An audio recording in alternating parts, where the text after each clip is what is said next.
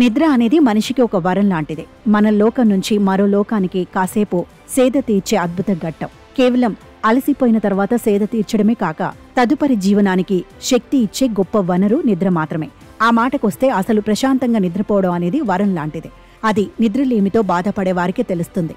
అసలు నిద్రపోయేటప్పుడు కొందరికి ఎన్ని సమస్యలు ఉంటాయో తెలుసా?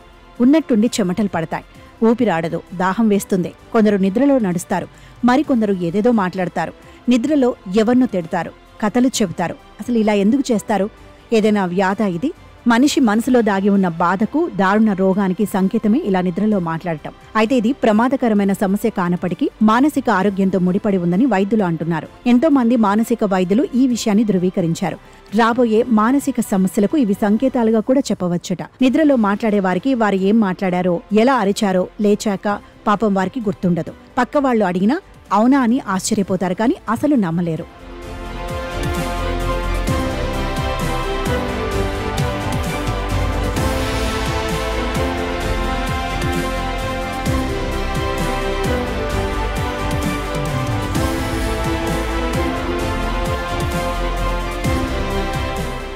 కొంతమంది తరచు నిద్రపోయాక స్లీప్ టాక్ చేస్తుంటారు. అలా చేస్తే దాన్ని సమస్యగానే గుర్తించాలి. ఖచ్చితంగా వైద్యుణ్ణి సంప్రదించాలి.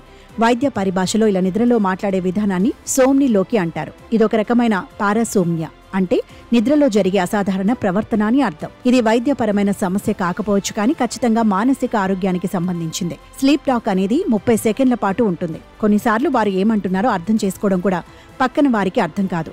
అమెరికాలో దాదాపు 70% మంది ఇదే సమస్యతో బాధపడుతున్నట్టు అధ్యయనాల్లో తేలింది. స్లీప్ టాకింగ్ అనేది పార్కిన్సన్స్ వంటి తీవ్రమైన వ్యాధులతో ముడిపడి ఉందని చాలా అధ్యయనాలు అంటున్నాయి. కొంతమంది స్లీప్ టాకింగ్ లోనే పళ్లు కొరుకుతారు, స్లీప్ వాకింగ్ చేయడం వంటివి చేస్తారు. ఈ రెండు చాలా ప్రమాదకరమైనవి. స్లీప్ ఆప్నియా వంటి ప్రాణాంతక పరిస్థితులకు దారితీసే అవకాశం ఉంది.